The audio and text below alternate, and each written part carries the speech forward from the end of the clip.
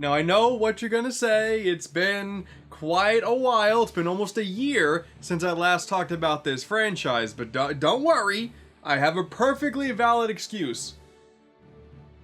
I was washing my hair.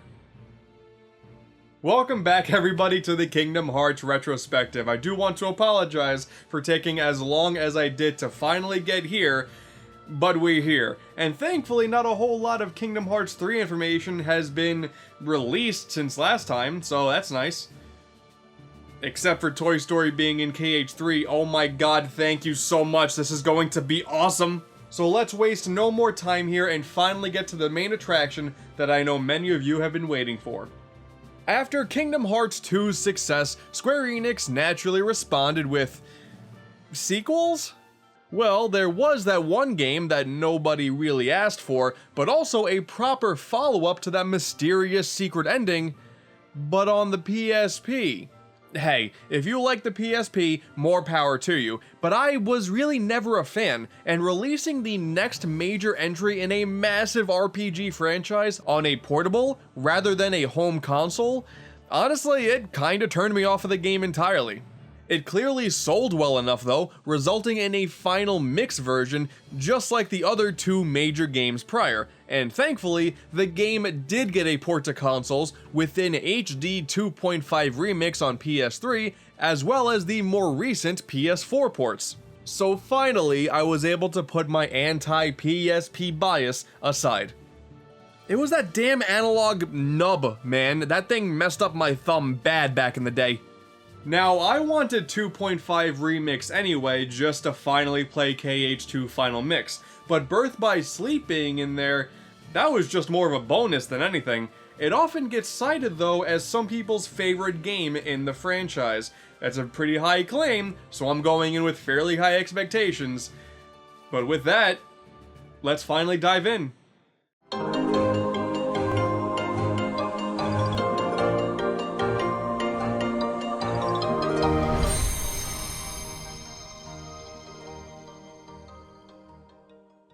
Rather than telling the events after Kingdom Hearts 2, this story is a prequel taking place 10 years prior to the events of the first game. Technically, that would kinda make this Kingdom Hearts 0, but that gets into a whole numbering issue and I would really rather not. The main heroes this time are Terra, Aqua, and Ventus. No, that is not Roxas. I'll explain why later. Terra and Aqua are training to become Keyblade Masters under their teacher, Master Ericus. After their Mark of Mastery exam, Aqua is the only one deemed worthy, as Terra is considered to be unfit due to the inability to control the darkness within his heart. And even though darkness is very obviously a bad thing, this guy Xehanort tells him to embrace it instead, aka he's the bad guy. Meanwhile, Ven is just kinda there for the moment. Oh, we'll get to him later, alright.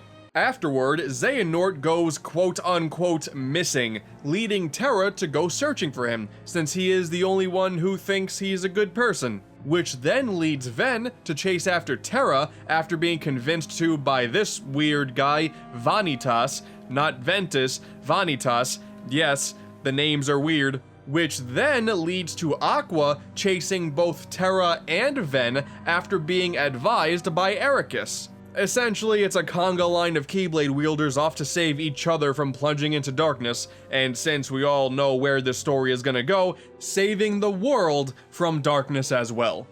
Time for Disney. Oh yeah, and then there are these unversed things too. There is a canonical reason on why these things exist, but let's be honest, it's really only because the Heartless aren't unleashed into the world yet, so we need something else to fight. But I mean, come on, they're just Heartless. As for the Disney World selection this time, it's practically all new. Sleeping Beauty, Cinderella, Snow White, a general Disney-themed town, Hercules again, but this time when he was young, Lilo and Stitch, and Peter Pan once again, but this time on the actual island rather than just a pirate ship. And yeah, that's it. Between those and a couple of original areas, such as the returning Radiant Garden, it is a really small list of worlds this time that honestly covers some of the least interesting franchises the series has seen yet at this point. But the structure of the adventure is very similar to what we're used to. Jump into a new world, fight a whole bunch of enemies, hang out with the franchise's main character, fight a big boss, and then move on. However, the game tackles this in a different way. Now, not too unlike Sonic Adventure, and that is a comparison for the ages, there are 3 different story arcs to play through, each with one of the heroes, and they often intertwine with each other, resulting in segments that happen multiple times, just with slightly different playstyles, such as Aqua being more so magic-based, and Terra being better with physical moves. And while 3 full adventures sounds disastrous in terms of game length, each world only takes about 30 minutes to complete, and the adventure itself anywhere from 7 to 9 hours total. It's almost shocking how fast these worlds come and go, and I mean, I get it, since this was originally a portable game, why not make things a bit more pick up and play, but once you move that to a console, it kinda just feels jarring. I never got around to playing this game on the PSP. I was of the camp of people who was upset that rather than giving us information on Kingdom Hearts 3, they would release the next mainline entry on a portable that relatively wasn't all that popular, rather than a console, which would have made more sense, and that just rubbed me the wrong way. Thankfully though, it did obviously get ported to console, and I can tell you this much, when I first got around to playing it, boy did I ever hate it.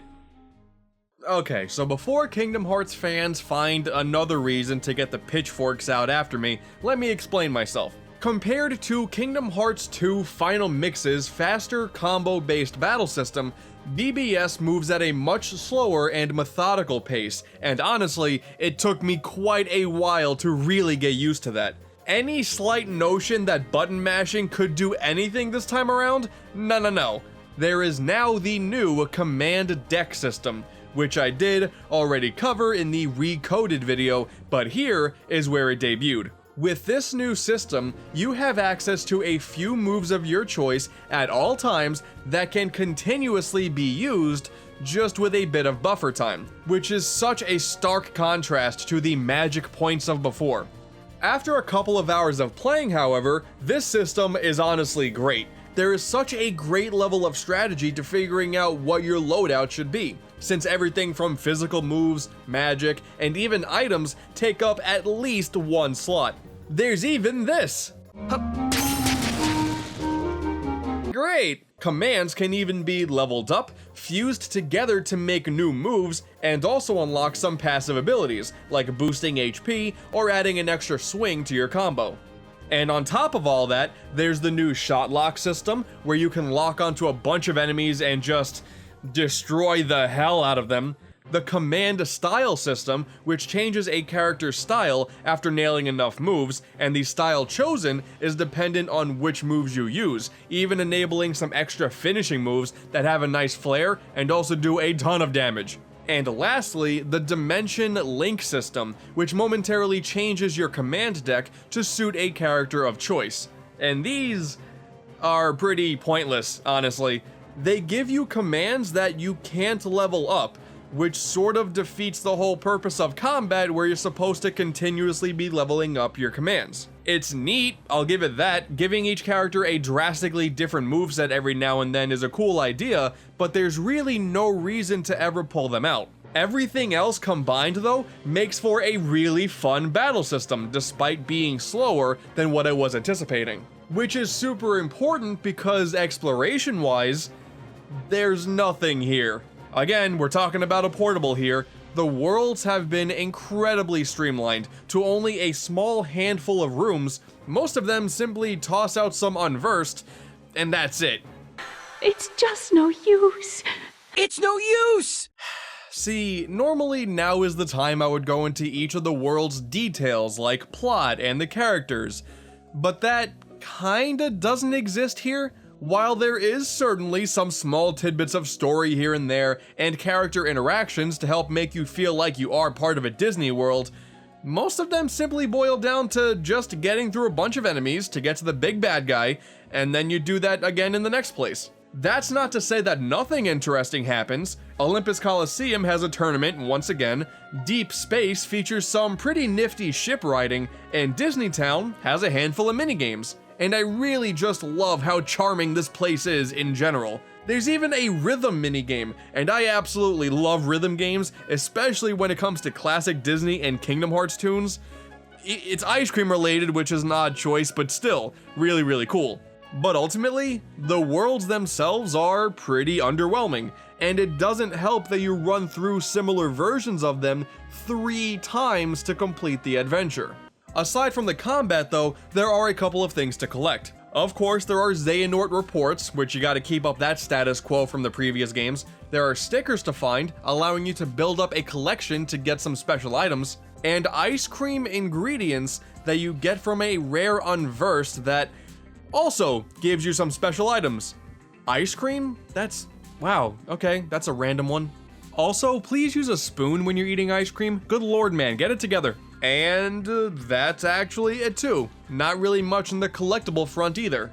But before we go too deep down this rabbit hole, I can't forget about the board game that's here, called the Command Board. Here, you can level up commands without going into combat. It's essentially a game of Monopoly, but with squares that you place commands on rather than property. If someone lands on them, they give you money. You also collect these 4 card suits and need to make it back to the middle to level up some more. Guys, I hate to break this to you, it's just a weaker version of Fortune Street. It is literally the same exact game, which makes sense because of the developer, but it's just, why did you throw this into Kingdom Hearts? However, thanks to the command board, you are able to unlock powerful commands early on in the adventure, so that's pretty neat. It's just not something that I'm interested in. Probably because I haven't played the game on Proud yet. It's likely to be more useful when the game is harder. And finally, there is the Mirage Arena, which is another place to fight, and that's really about it. Olympus Coliseum does have some arena stuff going on, but this sort of seems like the game's main place to sit back and grind without much of a care in the world. Although, it did actually have multiplayer in the PSP version, and that would have been cool if it was in this one, but no, it's not, so that kind of sucks. But you can fight Monstro now! Yeah, cool. Here's my bottom line, and I feel like I'm going to upset quite a few fans with this. If you don't like the game's combat, there really isn't anything else here that's gonna grab you. Unless you really want to collect stickers. So it's kind of weird. The game's combat is pretty fun, but the rest of it is fairly average at best. That being said, the combat is the majority of the game, so I still had a good time with it. It's sort of like how Sonic is really fun to play as in Sonic Adventure, but the rest of the game is sort of meh, but people still like Sonic Adventure anyway. This comparison was really not the best idea, was it? Let's get back to the whole story thing, the important part of Kingdom Hearts. Each of the 3 characters along their adventures get into their own unique styles of mischief. For example, Zack from Final Fantasy VII has this crush on Aqua, it's kind of cute, I guess. Then there's Ven. His adventure through the Castle of Dreams has him at the size of Jacques rather than Cinderella, ending with a fight against the cat, which is honestly hilarious and one of the highlights of the game as a whole. And as for Terra, he's just sort of a massive idiot. Snow White. Kill her. Bring back her heart. I don't understand. Oh god, okay. So, for each of the 3 characters, they're pretty easy to lay out. Ven is alright. He's like the child of the group who just wants everything to be okay and hunky-dory. Aqua, on the other hand, is basically the mother figure of the group. She is absolutely pure and sincere and always looking out for her friends. And she is the only one who is a Keyblade master of the 3, canonically making her the best. This guy, on the other hand, it does not matter what situation this dunce gets himself into, he constantly believes that Xehanort is the only person that he can trust. despite the fact he looks like the explicit personification of evil. I mean, I guess it's one thing to be rebellious and not follow the orders of someone that you have to call master, but this is the guy that you put your faith in? Him? Must be because Leonard Nimoy is the one who did his voice. You know what? I can actually believe it now. Honestly, Terra is just an all-around idiot. Oh. Oh, hello. Who are you? Aren't you startled? Okay, yeah, you know what? That is a perfectly reasonable thing to say after standing behind someone that you've never met before, silently, for an awkward amount of time, so long that they need to look behind them and wonder who's breathing down their neck, and then you say... So there is quite a bit of story to go over here, with 3 arcs to consider, so let's see how I do. Xehanort, with the help of Braig, the earliest and most willing member of the eventual Organization 13, slowly convinced Terra that embracing darkness is clearly the only way to go. Braig essentially gives up his life to Xehanort, which leads to a pretty dumb payoff in the next game. Meanwhile, in this mysterious wasteland, Ven encounters Vanitas, and with the help of King Mickey, out of nowhere, they are able to defeat him for the time being. In an event that happens so quickly, we are already moving on. Afterwards, the trio of friends meet up in Radiant Garden, but not before Aqua meets a young Kairi. A girl with such a strong, pure light in her heart, Aqua is able to help strengthen it with some sort of magic. It is actually a pretty adorable scene. Both Kairi and Aqua are just so precious. And then, after the 3 take down a massive Unversed, which you need to fight 3 times, might I add, Terra and his inability to control the growing darkness inside of him, aka he's a big dumb, he shoos away the only friends he has. Eventually, his travels lead him to Destiny Islands, where he encounters a young Sora and Riku. And Terra sees potential in Riku in particular, and gives him the ability to use the Keyblade in the future when the time is right. So yeah, Riku was actually meant to be the big Keyblade guy all along. It's a shame that damn pesky darkness reared in its ugly head once again. But now you may be asking why Sora gets the ability as well. Ooh boy, don't worry, I'll get to that part, trust me. Cutting back to Ventus, he then confronts Xehanort, where he learns of the evil plan to use Ven's heart to create a special weapon called the Keyblade. Wait, sorry, no, it's not really the Keyblade, it's the X-Blade, the X symbol representing the word key. Kingdom Hearts is a really stupid franchise. Confused about what he just heard, he travels back to the Land of Departure to talk to Ericus, who then tries to kill Ven to prevent Xehanort's plan from succeeding. Good lord, man. It's a bit extreme, don't you think? But luckily, Terra is here to save the day. He swings Keyblade first and asks questions never. He then fights Ericus and attacks him so severely that out of nowhere, Xehanort pops in and... oops. Ven also learns that he was once Xehanort's apprentice, but his heart was considered too weak, so any darkness that was there was then extracted and used to create Vanitas. So, long story short, Vanitas is Ven's darkness, but not really a heartless per se. I know it's a bit confusing, but just roll with it. We've only scratched the surface. All 3 friends then meet up at the Keyblade Graveyard, the location of the old Keyblade War. A battle where many created Keyblades with the hopes to create the X-Blade to hopefully control Kingdom Hearts. That's really about all of the information that we get. Most of the stuff about the Keyblade War is described in the mobile game Key.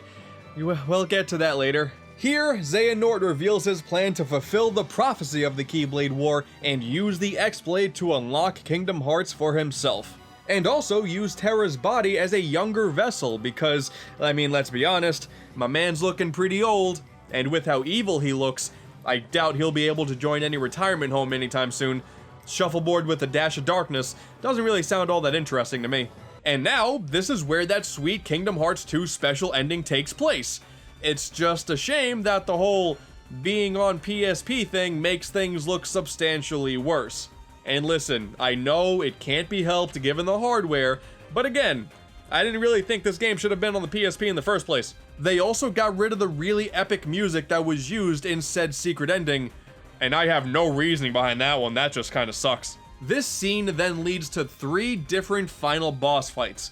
Aqua takes on Braig, and is then ambushed by Vanitas, leading to Ventus's fight with him, and here is where we find out that Vanitas is actually the source of all of the unversed, and when he's unmasked, he looks like a black-haired Sora?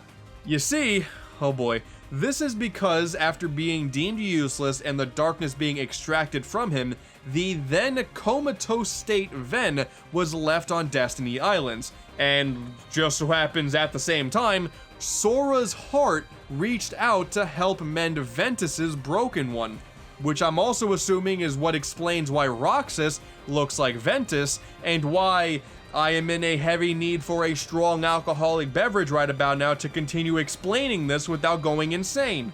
Seriously guys, the Kingdom Hearts plot is not that hard to decipher when you're playing the game, but trying to explain it?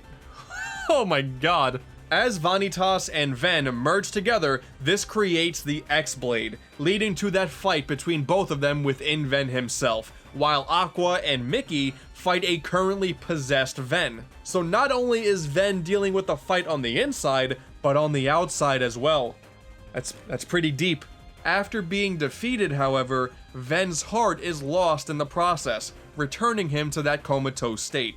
And now, on a different part of the wasteland, Terra fights and defeats Xehanort, though he is not unable to stop his body from being taken over, creating the fan-given name Terranort.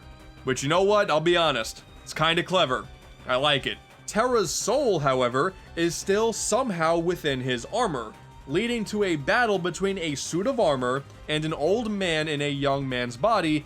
Kingdom Hearts is weird. After Ven defeats Vanitas, the X-Blade is destroyed, and the burst of light that is unleashed from it scatters all but Terra's lingering will across space.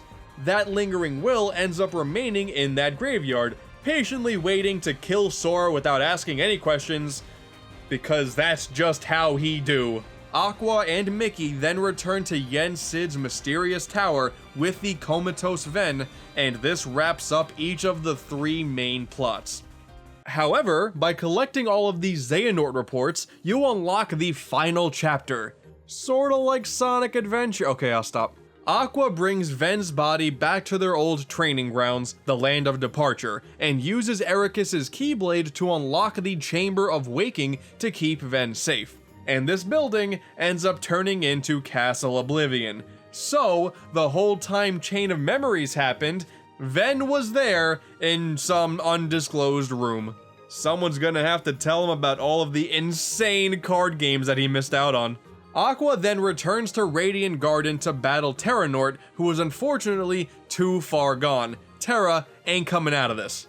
After fighting him, a pool of darkness appears from under him, and he starts to sink in. But that doesn't stop Aqua diving into the darkness as well to try saving Terra from disappearing for good. She ends up sacrificing herself by discarding her armor, thus pushing Terranort back through the surface, who is then discovered by Ansem the Wise, and then becomes his apprentice, eventually becoming this guy, who also becomes this guy. That wraps up the final episode, but final means nothing here. Now we have the Final Mix exclusive secret episode. Now we cut back to Aqua, who is currently stuck in the realm of darkness, attempting to escape. And on her travels, she encounters Heartless. Yeah, they saved these guys until the end of the game. Sort of like how Metroids are sometimes left until the end of a game titled Metroid. It's pretty cool, honestly. Eventually, she runs into a huge Heartless known as Darkhyde, and of course, is taken out pretty quickly. Aqua knows what she's doing, Keyblade Master, don't forget. Then Aqua stumbles upon the Castle of Dreams, now swallowed into the realm of darkness. Credits. That's how it ends. And that's really the major draw of the Final Mix version of Birth by Sleep. In standard BBS, segments of this chapter were relegated to a secret ending that wasn't playable, so it's neat that they actually made this part playable. And this is really the extent of Final Mix. There are a couple of new bosses as well, which is neat, but nothing as major as the additions that were added to Kingdom Hearts 1 and 2. Overall, Birth by Sleep is a fun game. The combat is really enjoyable, and despite the story being absolute hell to explain, it really isn't that hard to follow when playing, and actually, it's pretty interesting. Despite Terra being an absolute idiot, my big issue with the game though is that it's cut into 3 stories, and personally, I feel that it's tiresome finally getting into the groove of my current command loadout, only for the short adventure to end, starting back at square one with a different character. Thankfully though, it is still a fun time. I am a bit of a sucker for learning the best way to tackle a new battle system.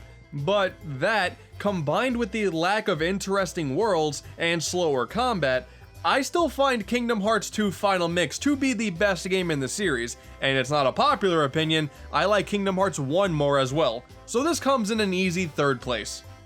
And just when you thought we were done, no, here we have Kingdom Hearts, what is it, HD 2.8 Final Chapter Prologue. The 2 is in Roman numerals and the 8 is an actual number. Is sticking to really dumb names up until the very end. This combo pack contains the next major game, Dream Drop Distance, as well as a brand new movie covering the plot of the mobile game Kingdom Hearts Key. We'll cover those next time, but for now, I'm here to talk about game number 3, sort of the main selling point, Birth by Sleep 0.2, a Fragmentary Passage. Good God, what is up with these names? Alright, so we're already running pretty long as it is. Could you run the intro for this game, but like, just make it shorter?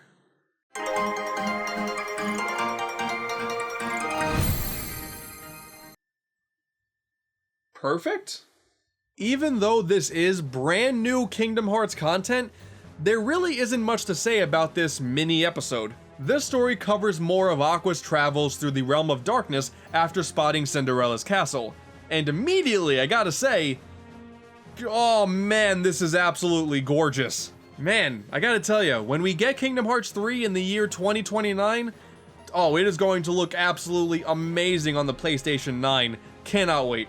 The combat sorta goes back to the series' roots, button mashing goodness with some strategy thrown in, such as the command styles and shot locks. And this amalgamation of Kingdom Hearts 2 and Birth by Sleep battle systems, oh, it feels really nice. It is a bit simplistic now, it is sure to be way more complex in Kingdom Hearts 3, but it's a really satisfying way to plow through enemies.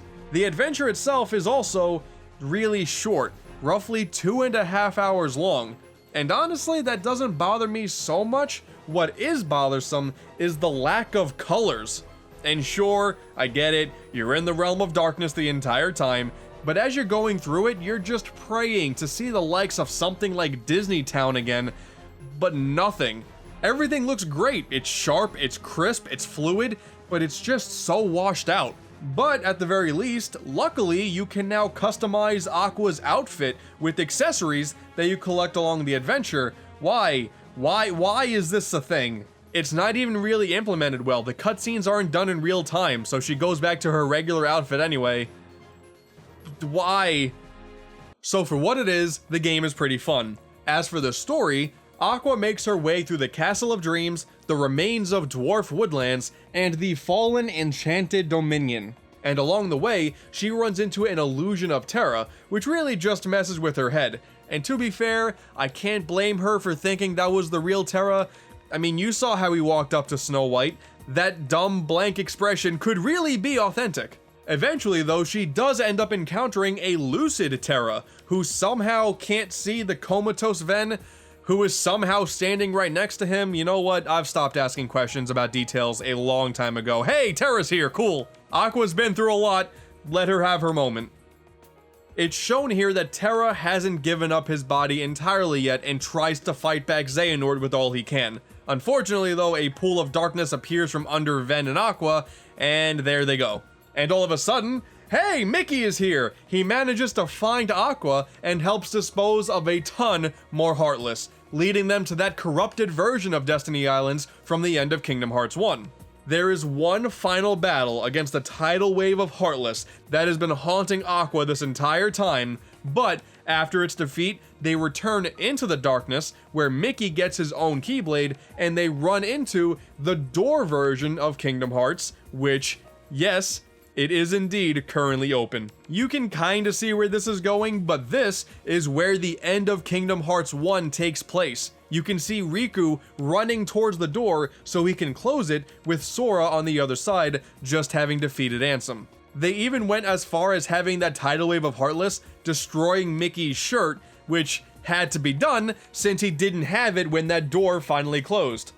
The dedication to consistency here is really admirable. Sadly though, that tide of Heartless knocks Aqua back through the door, trapping her in that corrupted Destiny Islands. And it turns out this whole story was brought to us in retrospect, as Mickey was informing both Riku and Kairi of what happened. Both King Mickey and Riku go off to save Aqua, and Kairi goes off to practice becoming a Keyblade Master, which we'll get to that with the next game. And finally, we have a chance to see the star of the show in glorious HD, Sora. It's about damn time. Yen Sid, after re-explaining the ending events of Dream Drop Distance, sends our heroes on an adventure with no real direction, actually. And oh god, it's the Gummy Ship in HD, and that just looks weird. After struggling for a bit to figure out where to go, Goofy utters the phrase that we've heard throughout this Fragmentary Passage episode, actually, "May your heart be your guiding key," which you just know is going to be a massively important phrase in Kingdom Hearts 3. But thanks to that, Sora has an idea. Thanks to the power of the Keyblade, he makes a portal out of nowhere, and it's off to Olympus Coliseum. You know what that means, baby. KH3 is gonna start at the games! And then, side note, when I played through this, I then got an error message. Or is this actually canon to the next game's plot? Who knows? So, Birth by Sleep, Fragmentary Passage, Super Ultra HD Remix, it exists. As an epilogue to Birth by Sleep's initial epilogue, it fulfills the interest in wondering just what happened to Aqua in the Realm of Darkness. But as a standalone game, and really the biggest selling point for 2.8 Final Chapter Prologue, good god that name, it's alright and not much more. And with that, I am finally done. All you savages have been asking for this episode for months, and now you can kinda understand why it's taken me so long to find the willpower to get this episode out of the way. It's because explaining the plots of both of these games, I just knew it was gonna drive me mad. But on the bright side, it did just that. So after Birth by Sleep, the next logical step in the franchise would be to finally give us Kingdom Hearts 3. But logic was simply not the game that Square Enix was opting to play. So next time on the Kingdom Hearts Retrospective, on the final stop of said retrospective, we're diving back into 2.8, whatever the subtitle is, and we're going to take a look at Dream Drop Distance, as well as talk a little bit about the mobile game Kingdom Hearts Key. Sort of another 2-for-1 special. And now I need to figure out how I'm going to talk about time travel. Oh god.